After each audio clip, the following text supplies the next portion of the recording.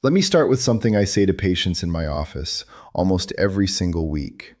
Just because your blood pressure is high does not automatically mean you are doing something wrong. I want you to sit with that for a moment because I think it is the sentence that most people managing high blood pressure have never actually heard from a doctor. And the absence of it has caused an enormous amount of unnecessary confusion, discouragement, and self-blame. Some of the most frustrated people I work with are the ones doing everything they were told. They eat well, genuinely well, not just claiming to. They walk regularly. They do not smoke.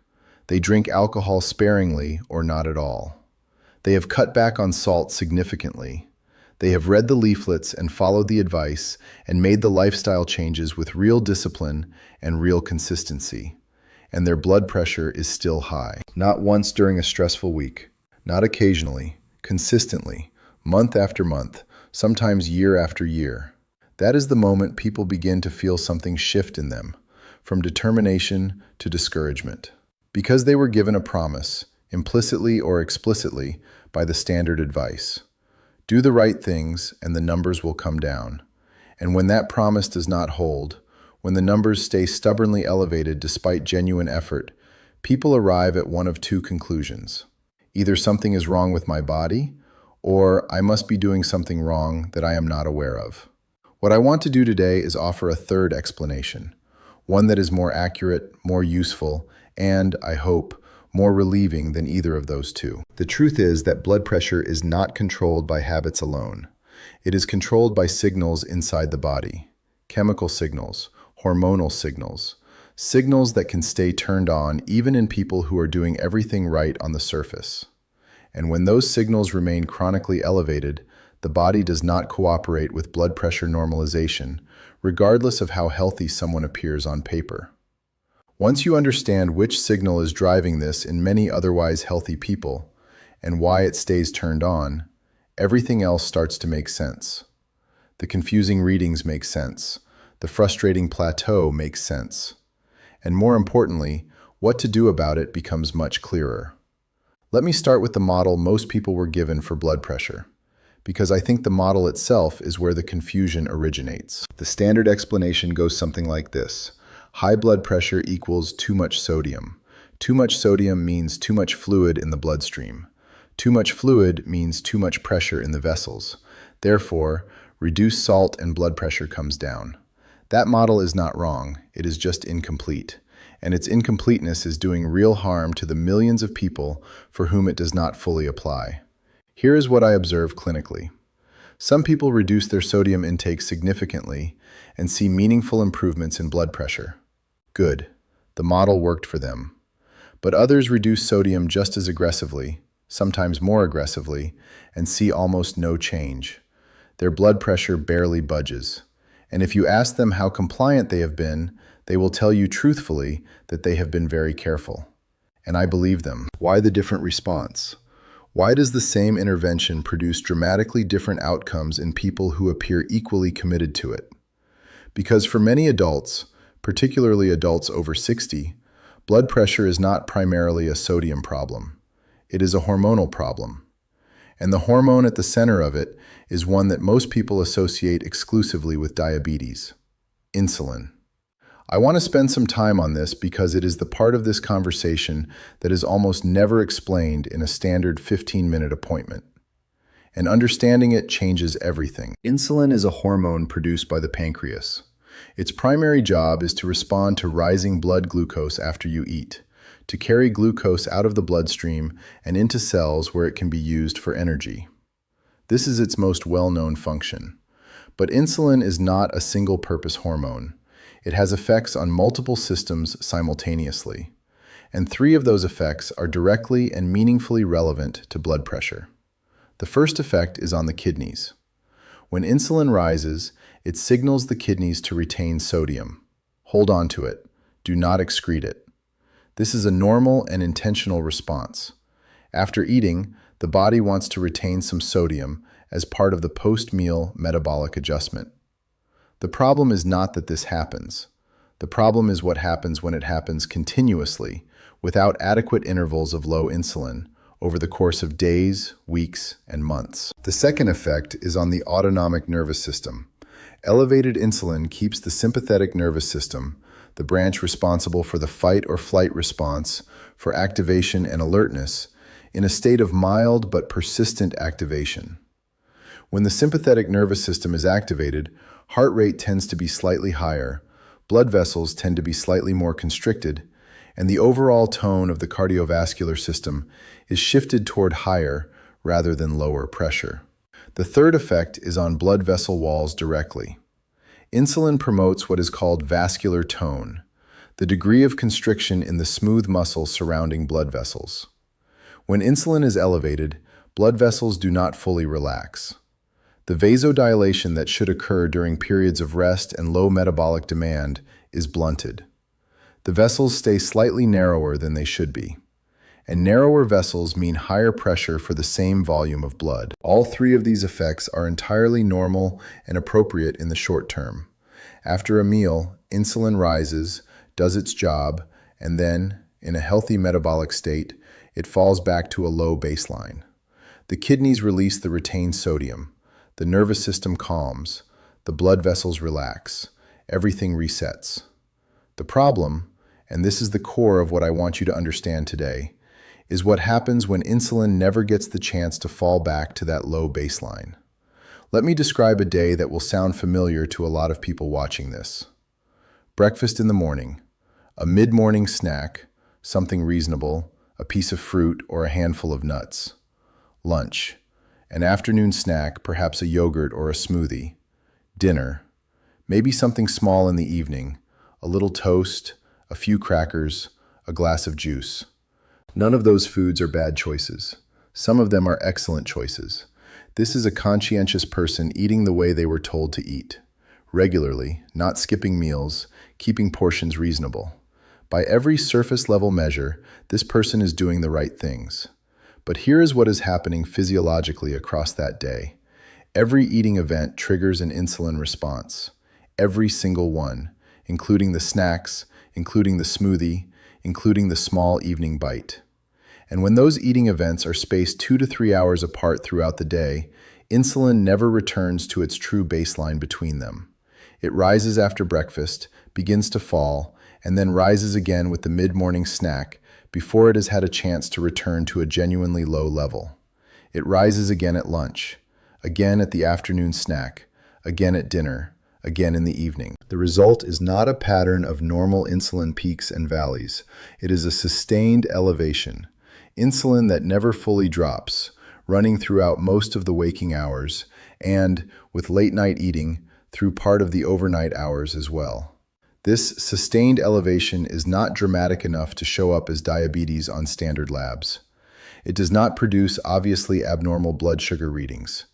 It sits in a range that looks broadly normal on a blood test, but it is high enough and sustained long enough to keep all three of its blood pressure effects running continuously. The kidneys retain sodium throughout the day rather than releasing it. The sympathetic nervous system stays mildly but persistently activated rather than cycling down. The blood vessels maintain a degree of constriction rather than fully relaxing during periods of rest. And blood pressure, often confusingly, frustratingly, stays elevated. In a person eating well, in a person who has cut salt, in a person who is walking every day, in a person who, by every visible measure, is doing everything right. This is the pattern I want you to recognize, not because recognizing it resolves the problem immediately, but because understanding it correctly is the necessary first step toward addressing it effectively. Let me give you an analogy that I find helps people grasp this clearly. Think of your bloodstream as a highway. Sodium is the number of vehicles on that highway. Your kidneys are the exit ramps. They control how much sodium leaves the blood and is excreted. And insulin is the traffic signal that determines whether those exit ramps are open or closed. When you cut back on salt, you are putting fewer vehicles on the highway. That is useful. It reduces some of the pressure. But if insulin is keeping the exit ramps closed, the highway is still congested even with fewer vehicles entering. Traffic backs up. Pressure builds. Not because there are too many cars, but because they cannot get off. This is why aggressive sodium reduction works beautifully for some people, the ones whose exit ramps are functioning normally, and produces almost no benefit for others. The others are not failing. Their exit ramps are closed, and the signal keeping them closed is insulin. Until that signal is addressed, reducing the number of cars only helps so much. Now I want to introduce something that complicates this picture further, because some of the people most affected by chronically elevated insulin are people who look, by every external measure, entirely healthy. This is what I sometimes describe as the hidden metabolic trap, and it deserves serious attention because it explains a significant portion of the cases where a genuinely healthy-appearing person has persistently elevated blood pressure that does not respond as expected to standard interventions. There are two main types of fat in the human body: subcutaneous fat, the fat stored directly beneath the skin, the fat you can see and feel, and visceral fat, which is stored deep in the abdominal cavity, packed around the liver, the pancreas, and other internal organs. These two types of fat are not metabolically equivalent. Subcutaneous fat, while it carries its own health implications in excess, is relatively metabolically quiet. Visceral fat is not. Visceral fat is metabolically active in ways that directly interfere with insulin signaling. It releases a range of inflammatory compounds into the bloodstream. It impairs the liver's ability to respond to insulin appropriately, and it drives the pancreas to produce more insulin to compensate, to release more of the hormones simply to maintain normal blood sugar levels, because the system has become less responsive to the signal. And here is the crucial point that most standard health conversations entirely miss. You can have a completely normal body weight, a completely normal BMI, clothing that fits the same way it did 10 years ago, and still have too much visceral fat. Because visceral fat accumulates around internal organs, not beneath the skin. It does not show on the outside. It does not register on a bathroom scale. It does not make you look unwell. What it does is drive chronically elevated insulin, quietly, invisibly, in a person who by every external measure appears to be in excellent health.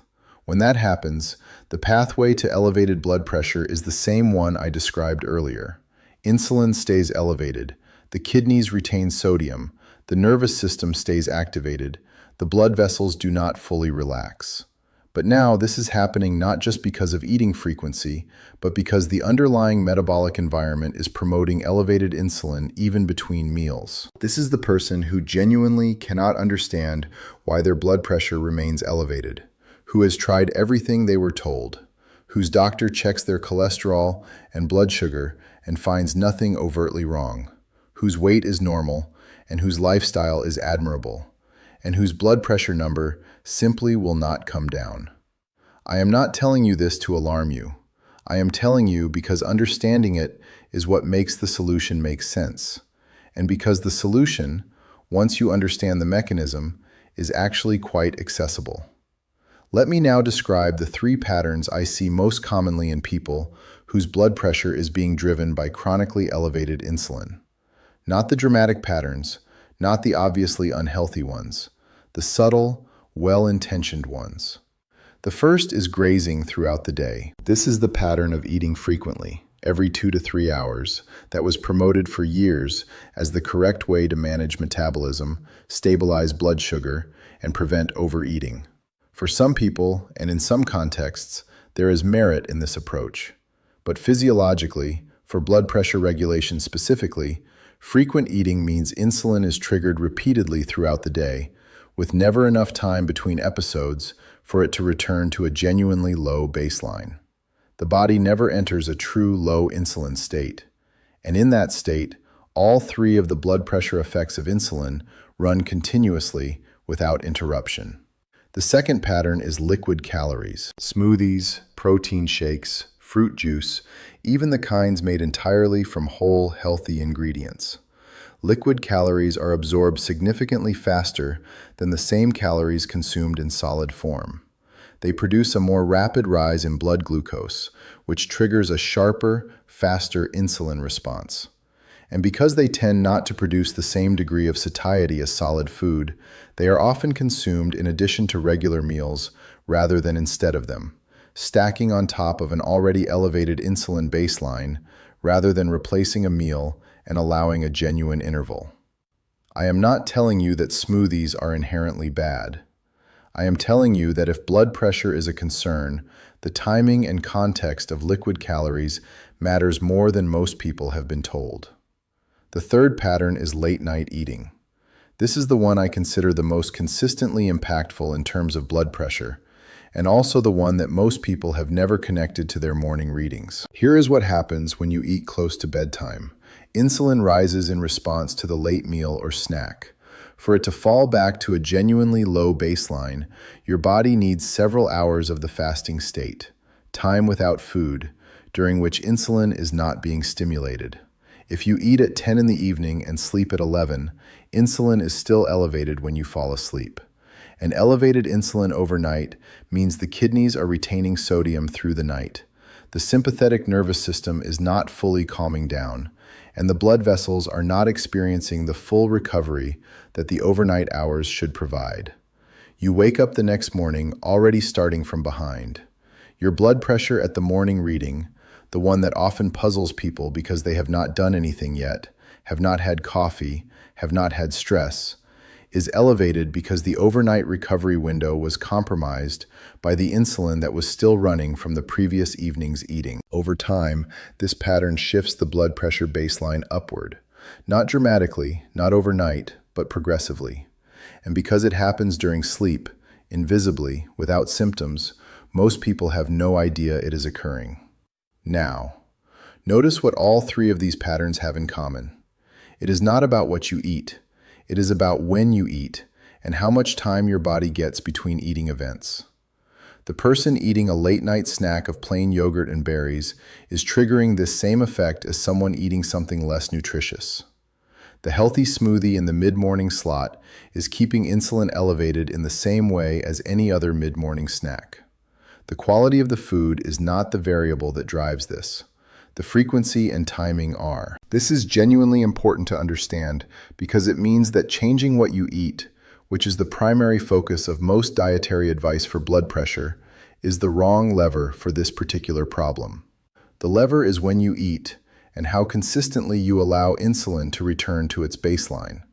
So what does that look like practically? The goal is to create what I call low insulin windows. Genuine stretches of time during which you are not eating and insulin is allowed to fall completely back to its resting level. This is not extreme. It is not a dramatic dietary protocol.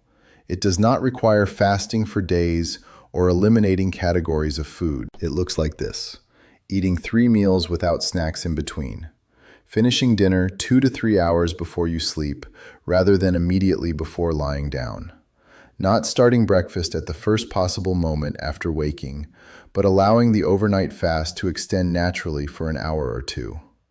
Compressing the window during which you are eating into approximately 10 to 12 hours, which for most people means something like eating between 8 in the morning and 6 or 7 in the evening. That is not a radical intervention. It is a meaningful shift from grazing across 14 or 16 hours. When insulin is consistently allowed to return to a low baseline, the cascade of effects I described earlier begins to reverse. The kidneys stop retaining sodium and begin releasing it more efficiently. Blood volume normalizes. The sympathetic nervous system, no longer being kept in a state of mild activation by chronically elevated insulin, begins to genuinely calm down during periods of rest. Blood vessels, no longer receiving the constant signal to stay partially constricted, begin to relax more fully. Blood pressure in many people begins to reflect that normalization within days to weeks of the pattern change. I want to be honest with you about the degree of effect you should expect and the timeline over which to expect it. For people whose elevated blood pressure is primarily driven by the insulin mechanism, and that is a significant proportion of otherwise healthy people with resistant hypertension, reducing insulin exposure through better meal timing and fewer eating episodes can produce meaningful and measurable improvements in blood pressure readings over 2 to 8 weeks. For some people, the change is striking. For others, it is modest but consistent. The degree of response depends on how much of the blood pressure picture is explained by this mechanism versus other contributing factors. There are other things that matter too, and I want to acknowledge them because I do not want this video to leave you with the impression that insulin timing is the complete answer. It is an important and underappreciated piece of the picture. It is not the only piece. Physical activity matters, not just for body weight, but for insulin sensitivity directly. Consistent movement, particularly anything that engages large muscle groups, helps cells become more responsive to insulin, so that less of it is required to do the same job. This reduces the baseline level of insulin your pancreas needs to maintain and directly supports the mechanism we have been discussing. Sleep quality matters. Disrupted or insufficient sleep raises cortisol, which raises blood sugar, which raises insulin. It also independently activates the sympathetic nervous system. Poor sleep and elevated blood pressure have a bidirectional relationship that is well documented in the research literature. Stress matters. The chronic background stress of modern life, financial pressure, relationship strain, uncertainty, grief, keeps cortisol elevated, which keeps the sympathetic nervous system activated, which keeps blood pressure elevated. This is not weakness, it is biology, and it is worth addressing directly rather than just trying to compensate for it with dietary changes. Certain medications can raise blood pressure, including some over-the-counter pain medications, decongestants, and others. If you are on multiple medications and your blood pressure is resistant to lifestyle changes, a thorough medication review with your doctor is a worthwhile conversation. And for some people, genetics plays a meaningful role. There are inherited tendencies towards sodium retention, arterial stiffness, and renin-angiotensin system dysregulation that make blood pressure management genuinely harder regardless of lifestyle. This does not mean lifestyle changes are pointless. They still matter, and they still produce real effects. It means the ceiling of what lifestyle alone can achieve may be lower for some people, and medication is a legitimate and appropriate tool when it is needed. But the point I want to leave you with, the main thing I hope you take from today, is that the absence of an obvious cause is not the same as the absence of a cause.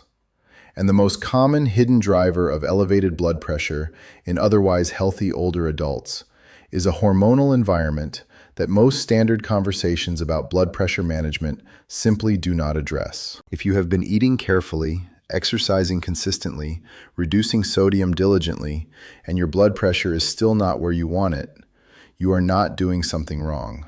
You may simply be addressing the wrong variable. The question worth asking your doctor is not just, how do I lower my sodium further, but are there hormonal or metabolic factors driving my blood pressure that we have not yet assessed? That is a more precise question, and more precise questions tend to produce more useful answers. If this was helpful to you, please subscribe to the channel and share it with someone who has been quietly frustrated by blood pressure numbers that will not move. They deserve to hear this explanation. Leave a comment below.